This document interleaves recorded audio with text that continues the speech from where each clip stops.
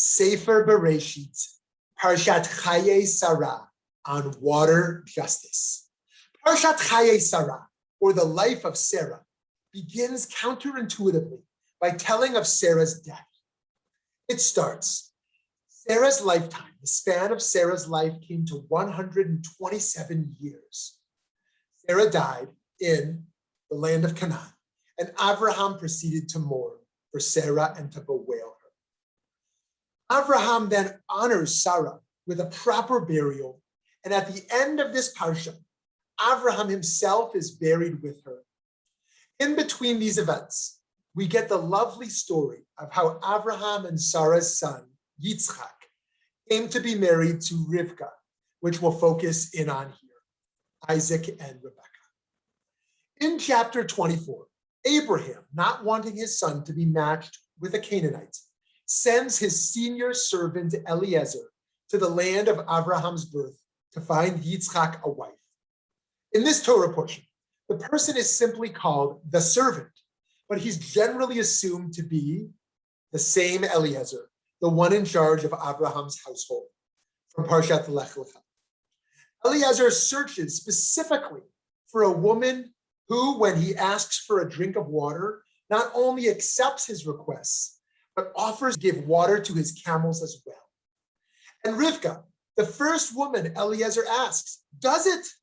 In Genesis 24, verses 45 to 46, the servant recounts, Ani terem achaleh ledaber el libi v'hine Rivka yotzeit v'kada al shichma v'tered ha'ana v'tish'a v'omar eleha hashkinina.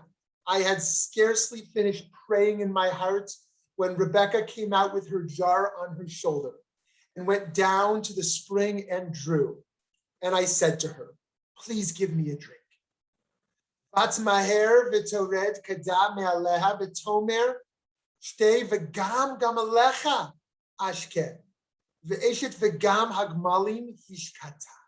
She quickly lowered her jar and said, drink, and I will also water your camels.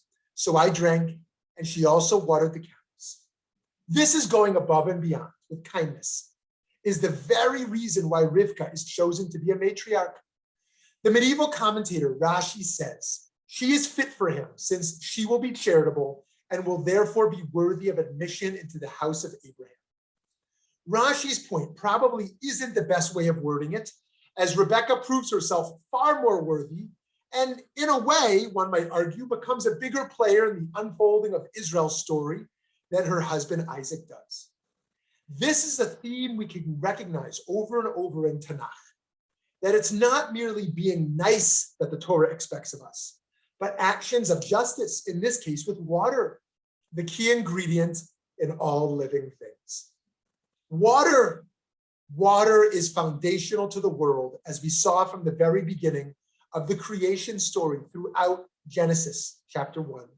Water can create and water can destroy. Water can kill and water can save. Earlier in Genesis, we saw God destroy almost the entire world via the flood. And in our previous Torah portion, we saw God rescue Ishmael by presenting him and Hagar with a well. Later in the crossing of the Red Sea, God's command of the water simultaneously saves the Israelites and drowns the Egyptians. At the event's conclusion, Moses and his people sing, I will sing to the Lord, for God has triumphed gloriously. Horse and driver God has hurled into the sea. And in the reward and punishment theology of Deuteronomy, the result of Israel heeding God's commandments is rain for its crops, while the outcome of disobeying is drought.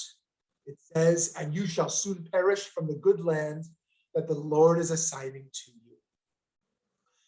Water also plays a central part in Jewish practice.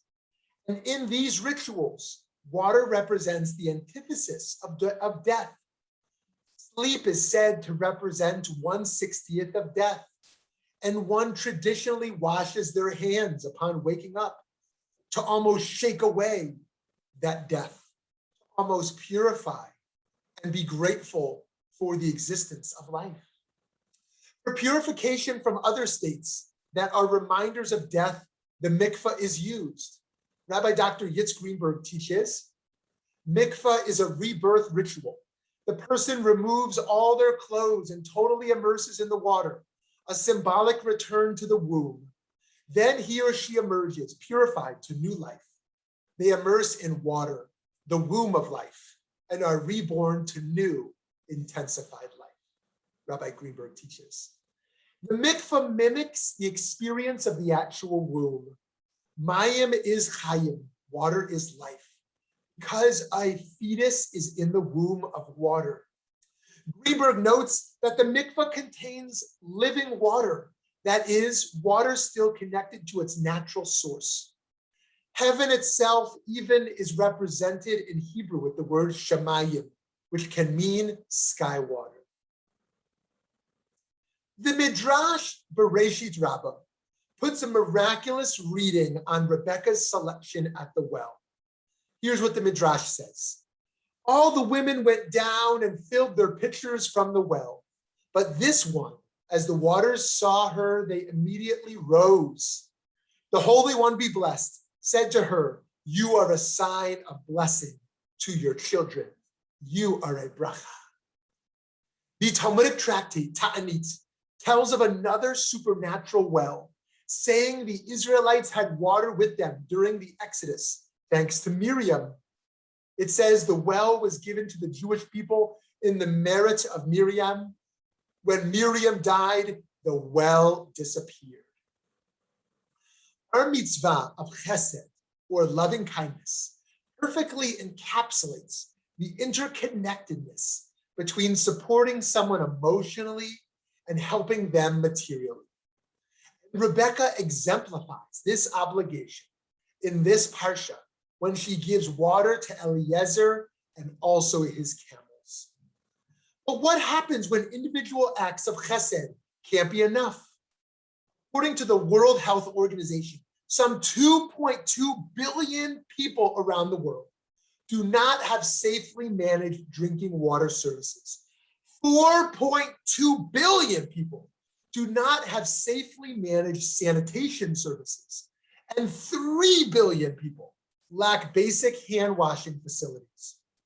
We don't have to go far. In Flint, Michigan, lead in the water caused a 5-year crisis regarding the water's drinkability and exposed thousands of children to the long-term effects of lead poisoning.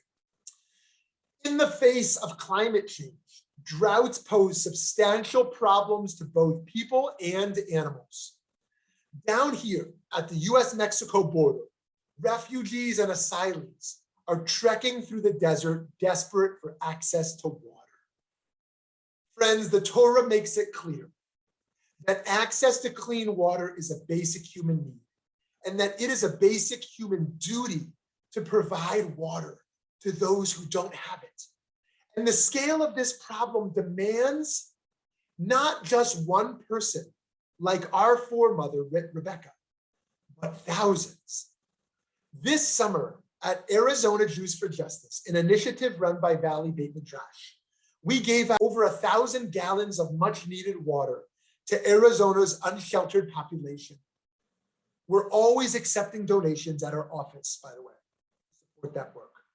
We also give out lots of reusable cups, as water at most food establishments is free, but getting a water cup from the business without money to buy anything can be a serious challenge.